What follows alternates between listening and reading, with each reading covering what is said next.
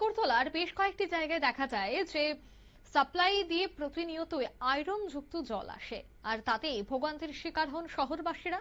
তাই এবার আগরতলা পৌর নিগমের পক্ষ থেকে আয়রন রিমুভাল প্লান্টের আজ উদ্বোধন হয়েছে, আর তাতে এবার পরিশ্রুত পানীয় জল প্রত্যেকের ঘরে পৌঁছাবে সেই কথাই বা সেই উদ্যোগ নেওয়ার জন্যই কিন্তু এই বিশেষ প্লান্টের আজ উদ্বোধন হয়েছে।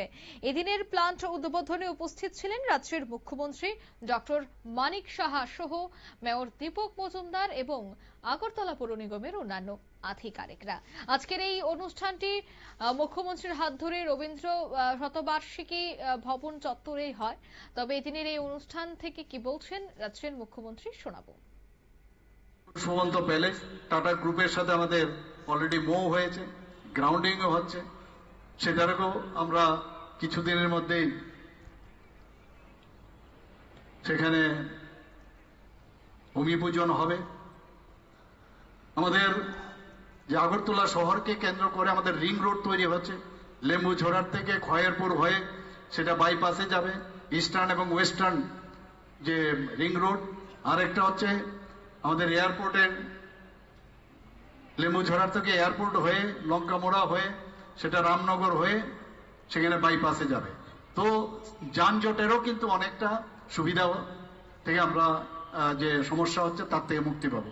একের পর এক আমাদের যে এখন চিন্তা, এগুলো আপনারা একটু ভাবুন, যখন এগুলো সব কটা উঠে যাবে তখন যে আগরতলা শহরটা দেখতে কিরকম লাগবে। তা আমরা মুখে না, শুধু কাজের মাধ্যমে আমরা আমাদের পরিচয় আমরা দিতে চাই। এবং আমি আজকের যে অনুষ্ঠান, যে পুরো এলাকায় নগর উন্নয়ন দপ্তরের অধীনে যে ত্রিপুরা জল বোর্ডের বিভিন্ন প্রকল্পের উদ্বোধনে যারা মঞ্চে এখানে উপস্থিত আছেন, মঞ্চের নিচে যারা উপস্থিত রয়েছেন, এবং সমস্ত আগরতলা পুরবাসী এবং সারা ত্রিপুরাবাসীকে আমি হার্দিক অভিনন্দন শুভেচ্ছা জানিয়ে আমার কথা বলা শেষ করছি। নমস্কার। আপনারা শুনলেন মুখ্যমন্ত্রীর বক্তব্য। একাধিক আয়রন রিমুভাল প্লান্টের কিন্তু আজ উদ্বোধন হয়েছে আগরতলা পৌর নিগমের বিভিন্ন এলাকায় পরিশ্রুত পানীয় জল দেওয়ার জন্যই। অন্যদিকে এদিনের এই অনুষ্ঠানটিতে দেখা গেছে আগরতলা পৌর নিগমের কাউন্সিলর থেকে শুরু করে সমস্ত পৌর নিগমের আধিকারিকরা উপস্থিত ছিলেন। রবীন্দ্র ভবন চত্বরে এই অনুষ্ঠানের আয়োজন করা হয়েছে। নিয়ে নিচ্ছি ছোট্ট একটি বিজ্ঞাপন বিরতি, সঙ্গে থাকুন।